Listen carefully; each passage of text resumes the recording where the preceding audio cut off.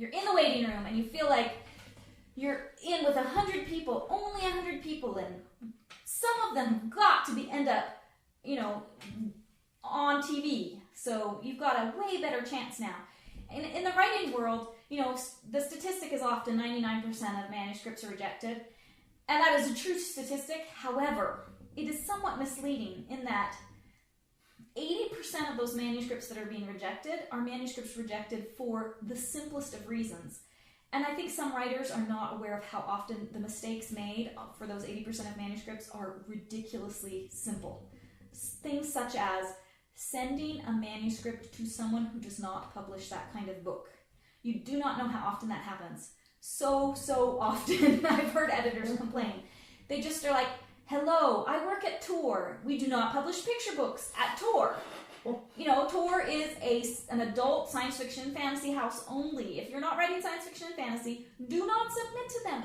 I mean, in addition to being annoying, it's just a waste of everyone's time. So the 80%, a lot of those are being rejected because of that. A lot are being rejected because they're just absolute drivel. Some of them written, yes, truly by convicts, or by people who do not speak English well enough to be being published. Sadly, I mean, you just have to be able to write English very well.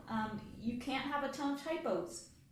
You can't type your manuscript like you are tweeting it with no capitalization. That 80%, once you're past that 80%, you've got actually a 1 in 20 chance. Once you're in the waiting room, shall we say, with an agent, I suspect your chances are 1 in 20 that manuscript that you're working on right now will be published in some form. That isn't still a 100% chance, but it's a much better chance. Mm-hmm. So you sit in the waiting room, and finally your number is called, and you've been waiting for us, we've been waiting for 10 hours. Gosh. For an 11-year-old, that was pretty hard, and this 11-year-old has ADD. So she was kind of going crazy. We finally are allowed into this room where there's yet another line, but a much smaller line of only about 30 people. And we knew that at that point, when you're in this smaller line, you go into this room and there was actual singing happening in that room. That is, an audition was happening in that room. So we were closer to the moment of reality, of the thing we'd waited for. So we waited another 20 minutes in the much smaller line, and then we walked into the room. And in this particular case, I was allowed to go in the room with my daughter because she was younger. And so for liability issues, I think they liked parents to be in the room. But the parents were all to sit, or to stand to the side and not speak, and not do anything. We weren't to help or coach the kids or anything. So at that point, my daughter had 20 seconds to sing a piece, I think. So she was allowed to sing for 20 seconds, and they had people who were taping her, and these were not the judges that you see on TV.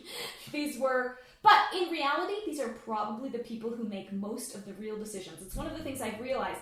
They pretend on TV that the judges are saying yes or no, but by the time anyone gets to the judges, it's already been decided whether they're going to be on the show or not. With 80% accuracy, because the judges, when you're watching on TV, it's so obvious whether they're good or bad. The only people that end up on TV are people who are absolutely terrible, hilariously funny in their bad singing, or people who are absolutely wonderful, and there's no question. So the decision making has really happened long before that. So these people who appear to be peons, who are in the actual audition room, it feels like a letdown, but it's actually the most important people. And this has a good corollary, I think, to the world of writing, because as a writer, sometimes you will end up feeling like you're sending your manuscript off to some agent or editor, and the only person who responds is the assistant. This is not a bad thing. Having an assistant respond is really important. You want to have the assistant if an editor has an assistant, you want to have that assistant on your side, because that assistant is the person who's putting manuscripts in front of the editor. Sure, the editor's still going to be choosing which one of those manuscripts are going to be published, but a good assistant is going to have at least a 50% guess rate on what manuscript the editor chooses. So another mistake I think I made early on in my life was I had a manuscript that I brought to a conference, And an editor was at the conference, and she was like the executive editor at Random House, so really a big wig. And she liked the manuscript, and she wanted me to send it to her. But it turned out by bizarre coincidence that I already had a manuscript that another editor in the house was looking at seriously. And so the executive editor emailed me and said, she said, I don't want to take you from this other editor that you're already working with, so I'm just going to send the manuscript that I liked to her.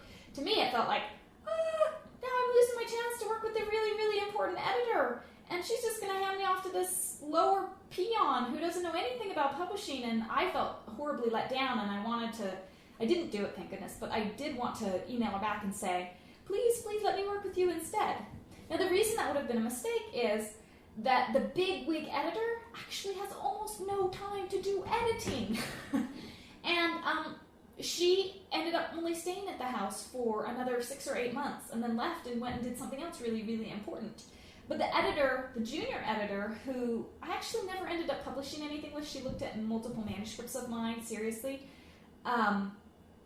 she did a lot of editing, and she stayed at that publishing house for like 10 years, which is almost unheard of in the business. But if you could find somebody who stayed at a house for 10 years, they know the ins and outs. They know the marketing director. They know the plan. They know how to talk to people in the department. They know who the president is. They know how to talk to the president's assistant. They just know stuff that's going to be really, really useful. So don't be mistaken into thinking you only want to work with the top editor. If you're in science fiction, you might think, I want to work with David Hartwell, but he's really busy. You probably are better off working with Liz Grinsky or, one of the more junior editors. Liz is probably still too busy now. Get somebody who's really the lowest on the totem pole.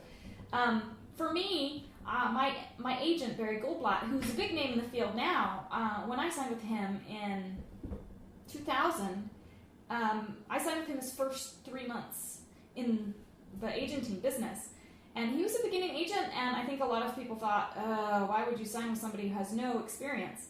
But he'd worked in publishing in various other ways. He'd worked in in the contracting department. And he's been a great agent, and he's very loyal to me, even when I make idiotic mistakes, which I do fairly often. Sorry, Barry. And so finding somebody who's new is either a new agent who's hungry or a new editor who's hungry. Often the best choice for a new author, to find somebody who's low on the totem pole. So don't imagine that when you get into that audition room, you want to see the judges. The judges are the ones who are not actually making the decisions. They're just on TV to look good. And I think a lot of the stuff they say is scripted for them. They're really just actors.